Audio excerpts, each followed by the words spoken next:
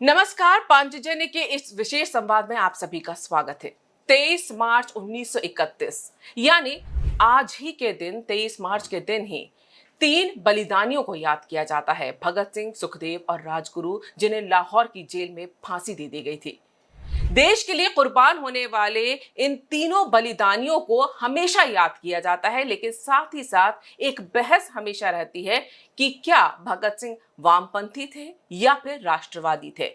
उनकी विचारधारा लेनिन से प्रेरित थी या फिर सावरकर से प्रेरित थी। और इसी पे आज हम चर्चा करेंगे। हमारे साथ इस चर्चा में शामिल हैं डॉक्टर नीरज देव, जो कि दशक ग्रंथी सावरकर सम्मान से सम्मानित रहे, और साथ ही हमारे साथ कर्नल मूलचंद भार्गव, जो भारतीय राजनीति पर भी विशेष नजर रखते हैं और रक्षा विशेषज्ञ भी हैं।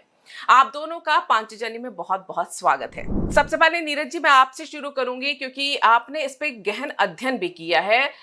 जब से भगत सिंह ने अपना बलिदान दिया है, सुखदेव, राजगुरु, हम उनको याद तो करते हैं, लेकिन एक नैरेटिव लगातार 1931 से चलाया गया है कि भगत सिंह वामपंथी थे, वामपंथी विचारधारा से प्रेरित थे। लेकिन सत्य ये भी सामने आता है और तथ्य ये भी सामने आते हैं कि वो कहीं ना कहीं सावरकर जी से प्रेरणा लेते थे। आपने इतना अध्ययन किया तो ध्यान में लीजिए जी।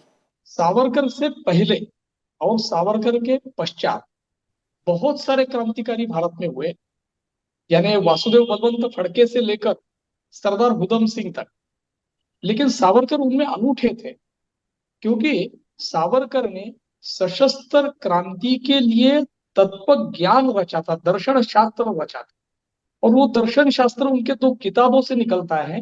एक है जोसेफ माजनी का चरित्र और विचार, और दूसरा है 1857 का स्वातंत्र्य समर। और लगभग सभी क्रांतिकारी ये दूसरे पुस्तक से प्रेरित थे और उसमें भगत सिंह भी थे। लेकिन अगर हम देखें तो भगत सिंह सिर्फ उस पुस्तक से ही प्रेरित थे ऐसा नहीं, वो सावरकर के विचारों से अवगत थे, सावरकर के विचारों को जानते थे और सावरकर के विचारों को पढ़कर उसका अनुवाद भी करते हुए अपने को नजर आते थे।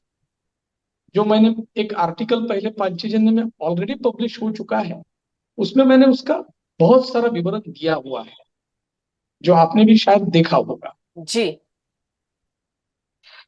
बिल्कुल। और दूसरी बात यहाँ पे यही आती है कि वामपंथ को अगर जोड़ा जाए तो फिर राष्ट्रवाद से नहीं जोड़ा जा सकता। सावरकर जी राष्ट्रवादी थे और शायद यही बिल्कुल। वजह है कि वामपंथ से जोड़ना उनके लिए ज्यादा सुविधाजनक था, देश काल परिस्थितियों के अनुसार और उनकी बराबर। राजनीति के अनुसार। यहाँ पर कर्नल मूलचंद, मैं आपसे भी जानना चाहूंगी, आप खुद भी सेना में रहे हैं। बलिदानी भगत सिंह भी थे, राजगुरु सुखदेव भी थे, और आज हमारे देश का कोई जवान अगर सरहद पर, सीमा पर अगर अपने प्राण गंवा देता है तो हम उसे भी बलिदानी कहते हैं। दोनों बलिदानों को आप किस तरह देखते हैं या क्या अंतर देखते हैं? नमस्कार। देखिए, दोनों बलिदान तो राष्ट्र के लिए दोनों बलिदान ही। किसी बलिदान को हम कम या ज्यादा तो नहीं आंक सकते, लेकिन दोनों बलिदानों में कुछ समानताएं और भिन्नताएं हैं। राष्ट्रवाद की प्रखर ज्वाला किसी भी बलिदान के लिए बड़ी आवश्यक है, और भगत सिंह और आज के सैनिकों में ये बात कॉमन है कि दोनों ने, एक ने राष्ट्र की स्वतंत्रता के लिए प्राण दिए और दूसरा उस स्वतंत्रता को रखने के लिए प्राण देते हैं। लेकिन जो सैनिक जो आज के हैं हमारे, वो एक संगठित सेना के रूप में लड़ते हैं, जिनके पीछे पूरे राष्ट्र की शक्ति रहती है, जिनके साथ वीरता तो है ही, लेकिन उनके साथ उनका आर्थिक, उनके परिवारों की देखभाल, उस सब की श्योरिटी, उस सब का एक तरीके से भारत सरकार की तरफ से विचार रखा जाता है। और उस से प्रेरित होकर, राष्ट्रवाद की भावना से प्रेरित होकर वो सैनिक युद्ध में जाकर खड़े होते हैं और बलिदान देते हैं। परंतु भगत सिंह, राजगुरु और सुखदेव, देखिए, जब हम बलिदान की बात करते हैं तीन नाम आते हैं, लेकिन दुर्भाग्य की बात है कि हम राजगुरु और सुखदेव को दूसरे दर्जे पर डाल देते हैं। जिस प्रकार सभी बलिदान बराबर है, उसी तरह उन्हीं तीन लोगों के बलिदान बराबर है। उन लोगों ने जो बलिदान दिया, उसमें किसी प्रकार की कोई सरकारी मदद, कोई सरकारी शक्ति, कोई किसी प्रकार का बहुत बड़ा संगठन उनके पीछे नहीं था। उनके हाथ में कोई बहुत बड़ा हथियार नहीं था, उनके साथ किसी सेना की किसी प्रकार की कोई मदद नहीं थी। सिर्फ अपनी राष्ट्रवाद की प्रखर ज्वाला और वीरता के दम पर वो ब्रिटिश साम्राज्य से भिड़ गए और खुशी खुशी उन्होंने फांसी का फंदा चूम लिया। अगर उस दृष्टि से देखा जाए तो उनका बलिदान सामान्य सैनिक के बलिदान से बहुत ऊपर है, और शायद इसीलिए उन्हें हम बलिदानियों में सबसे ऊपर रखते हैं।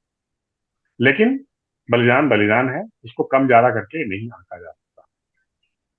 दूसरी बात जो, अगर ये विषय मेरा भी है कि भगत सिंह क्या वामपंथी थे या राष्ट्रवादी थे, ये बहस तो उठनी नहीं चाहिए। भगत सिंह ने जो ब्रिटिश अधिकारी की हत्या करी, वो उन्होंने लाला लाजपत राय की हत्या के विरोध में की। लाला लाजपत राय प्रखर राष्ट्रवादी नेता थे, इस बात को कोई नहीं निकाल सकता। पूरे के पूरे भारतीय इतिहास में उनको इंडियन नेशनलिस्ट लीडर के बारे में जाना।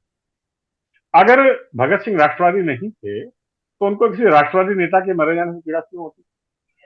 वो उसका बदला लेने के लिए अपने प्राणों का बलिदान क्यों देते?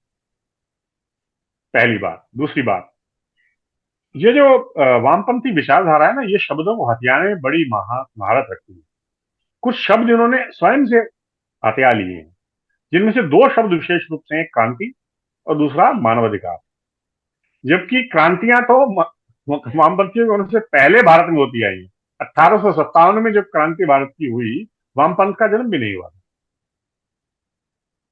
तो इस सिर्फ इसलिए कि भगत सिंह अपने आप को क्रांतिकारी कहते थे इसलिए वामपंथी हो गए, ये बात गलत है। पहली। दूसरी बात, भगत सिंह एक विचारक थे।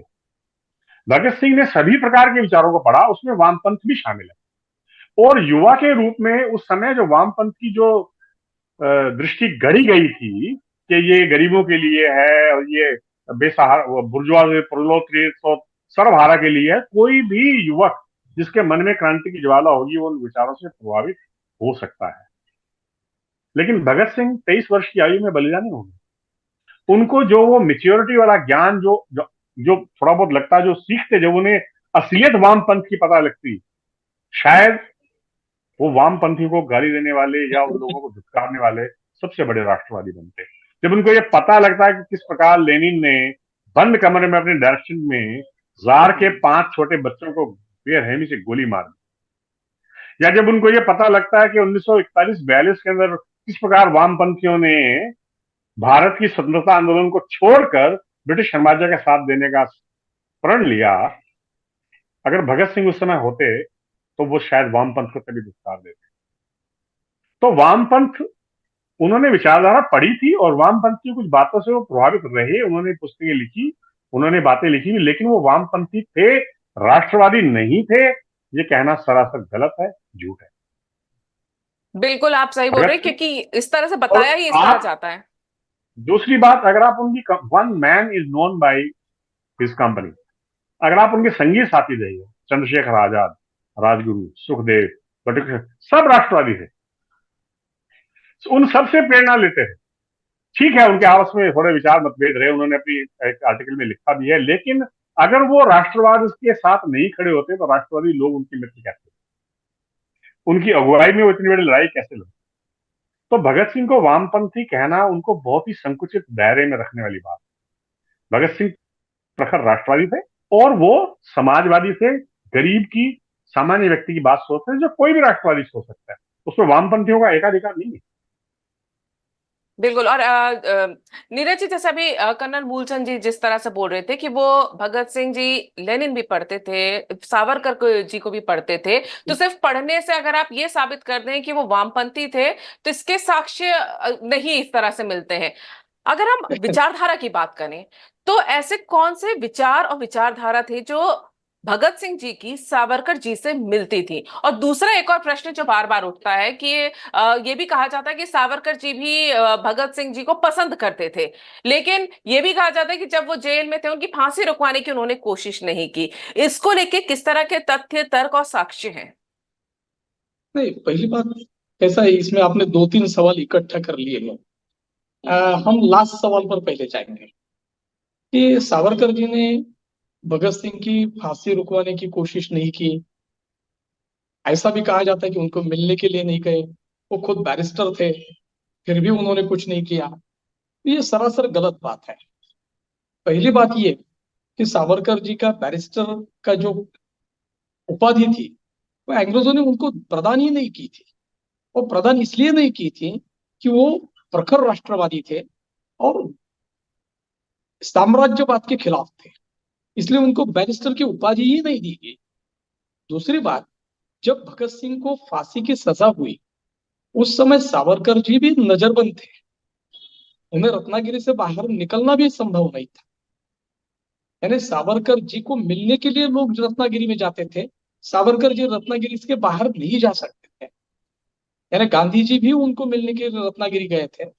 और एक नोट करने जैसी बात है, 12 फरवरी 1928 को महाशिवरात्रि के पहले दिन भगत सिंह भी सावरकर जी को मिलने के लिए रत्नागिरी गए थे। इसके और ये, साक्ष्य हैं? हाँ, इसके साक्ष्य है। ये जो लिखा हुआ है ये वामनराव थी, वो हॉटसन गोखटे नाम से प्रसिद्ध वो जो हुतात्मा थे, उन्होंने अपनी आत्मकथा में लिखा है कि मैं सावरकर जी से मिलने गया था और उनसे पूछा कि देशभक्ति के लिए क्या करना चाहिए। सावरकर जी ने कहा, देशभक्ति हर प्रकार से की जा सकती है, संपादक बनकर भी आप देशभक्त हो सकते हो और भगत सिंह बनकर भी आप देशभक्त हो सकते हो, और मेरी माने तो भगत सिंह बनकर देशभक्त बनना और बड़ा काम है और सबसे उचित काम है। यानी सावरकर जी नए भगत सिंह बना रहे थे। चुप्पी तो उन लोगों ने साधी हुई थी जिन पर कोई भी प्रतिबंध नहीं था, जो बड़े बड़े अधिवेशन ले रहे थे, वाइसराय से मिलने जा रहे थे और फिर भी भगत सिंह का नाम मुंह पर नहीं ला रहे थे, और वो भगत सिंह को आतंकवादी करार दे रहे थे, तो सावरकर चुप नहीं रहे। बिल्कुल। कर्नल मूलचंद जी, मैं आपसे एक चीज पूछना चाहूंगी यहाँ पर। जैसा कि नीरज जी ने भी बताया कि सावरकर जी से प्रभावित थे भगत सिंह जी, और कविताएं भी उनकी ट्रांसलेट कर लेते थे, समझ भी लेते थे, उनके लिए कविताएं भी लिखी। लेकिन उनको वामपंथी क्या इसलिए बताया गया कि वो हिंदुत्व राष्ट्रवादी सावरकर से प्रेरित थे, और हिंदुत्व नाम जहां जुड़ जाता है वो उस समय की सरकारों को या उस आजादी के बाद की सरकारों को सूट नहीं करता था। भगत सिंह को जो वामपंथी बताने का जो कुचक्र चला गया, वो मैं उसको दो कारणों से मानता हूँ वो किया गया। जो मैंने पहले भी जैसे बताया, एक तो उन्होंने जो क्रांतिकारी शब्द अपने उसके लिए संगठन के लिए प्रयोग किया, जो क्रांतिकारी थे, रिवोल्यूशनरी आइडियाज उनके थे। और दूसरा जो उन्होंने एक जो आर्टिकल लिखा कि why I am an atheist, ये बात बड़ी स्पष्ट है, वो भगत सिंह जी ने लिखा है, जिसमें वो अपने आप को ये मानते थे कि मैं ईश्वर में विश्वास नहीं करता। पर ईश्वर में विश्वास न करने के बावजूद भी एक व्यक्ति हिंदू हो सकता है, राष्ट्रवादी भी हो सकता है। कोई ये आवश्यकता नहीं कि अगर कोई व्यक्ति ईश्वर विश्वास न करे तो वामपंथी बन जाएगा। इन दो बातों को गलत तरीके से दिखाकर, चूंकि हमारे पूरे इतिहास पर वामपंथ ने कब्जा करने की कोशिश की, जो कि कांग्रेस सरकार की समर्थन से किया गया, जो एक अघोषित समझौता था उस समय की कांग्रेस और वामपंथियों में कि राष्ट्रवादी ताकतों को दबाने के लिए हम साथ आए और शिक्षा, इतिहास, संस्कृति, इसको वामपंथी संभालें और देश की अन्य चीजों को हम पकड़ें।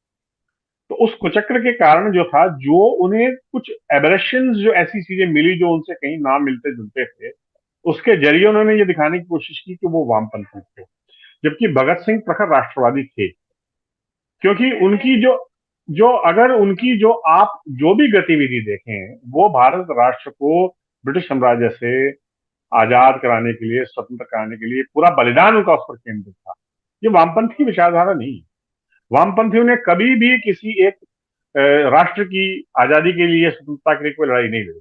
उन्होंने उसी राष्ट्र में उथल पुथल के लिए लड़ाई लड़ी। तो इसलिए भगत सिंह को वामपंथी कहना उनके साथ बहुत बड़ा एक जिसे कहना चाहिए कुचक्र है। वो प्रखर राष्ट्रवादी थे, हाँ, वो वामपंथ की कुछ बातों से प्रभावित थे क्योंकि वो विचारक थे। जब आदमी बड़े स्तर पर विचारक होता है तो वो फिर हर प्रकार की विचारधारा को पढ़ता है। मैं भी पढ़ता हूं, मैंने कार्ल मार्क्स को, लेनिन दोनों को पढ़ा है। लेकिन उसका मतलब ये नहीं कि अगर मैं कल को उनकी किसी एक बात जो किसी कारणवश जस्टिफाई मैं करूं तो मैं वामपंथी बन गया। राष्ट्र मेरा है, राष्ट्रवाद भी मेरा है, और यही बात भगत सिंह के विचारों में और कर्तव्यों में स्पष्ट नजर आती है। किसी भी स्थान पर भगत सिंह ने ये नहीं कहा कि मैं वामपंथी हूं, कहीं भी ना उन्होंने ये कहा कि मैं लेनिन की सभी बातों को या कार्ल मार्क्स की सभी बातों को। वो सिर्फ कार्ल मार्क्स और लेनिन की एक बात को समर्थन करते थे कि वो ईश्वर में विश्वास नहीं करते। और राजगुरु सुखदेव जो उनके साथी थे, वो तो गायत्री मंत्र का जाप और गीता का जाप ये सब क्या करते थे। अगर मैं राष्ट्रवाद को हिंदुत्व, वो तो हिंदूवादी भी थे, हिंदुत्व में भी विचार रखने वाले थे, और भगत सिंह के वो बड़े अच्छे मित्र थे। तो अगर उनको हिंदुत्ववाद से या हिंदुत्व से या राष्ट्रवाद से किस प्रकार की चिढ़ होती, तो क्या वो राजगुरु और सुखदेव जी के साथ मिलकर इतना बड़ा जो क्रांतिकारी कदम था वो लेते और अपने प्राणों का बलिदान करते? क्या ऐसा होता है क्या? तो ये हो सकता है कि वो अपने दो मित्रों के अलावा थोड़े से ज्यादा खुले विचारों के थे और विश्व की हर विचारधारा को पढ़ते थे, लेकिन उस कारण वो वामपंथी हो गए, राष्ट्रवाद के विरोधी हो गए, हिंदुत्व के विरोधी हो गए, ऐसा कोई प्रमाण न इतिहास में है, न भगत सिंह की किसी बात में है। जो वामपंथ का कुचक्कर चला, जिसके कारण उन्होंने बहुत सी बातों को जो हथियाने का प्रयास किया, ये सब उसमें से एक छोटा सा हिस्सा है। जब बलिदान की बात आती है, 3 बलिदानी जो एक साथ बलिदान हुए, अगर आप बड़े ध्यान से देखें, उन 3 बलिदानियों में से उन्होंने बड़ी चालाकी के साथ राजगुरु और सुखदेव को नेपथ्य में धकेल देते हैं और सिर्फ भगत सिंह की बातें करते हैं, जो तीनों के साथ अन्याय है। तीनों मित्र थे, तीनों ने एक साथ बलिदान दिया, क्योंकि कभी राजगुरु और सुखदेव की बातों में उनको वो हल्का सा भी वामपंथ का जिक्र या झलक नजर नहीं आया। पर भगत सिंह चूंकि सभी विचारधाराओं को पढ़ते थे, तो उन्होंने उनको वामपंथी घोषित कर दिया और बाकी दोनों बलिदानियों को नेपथ्य में डाला।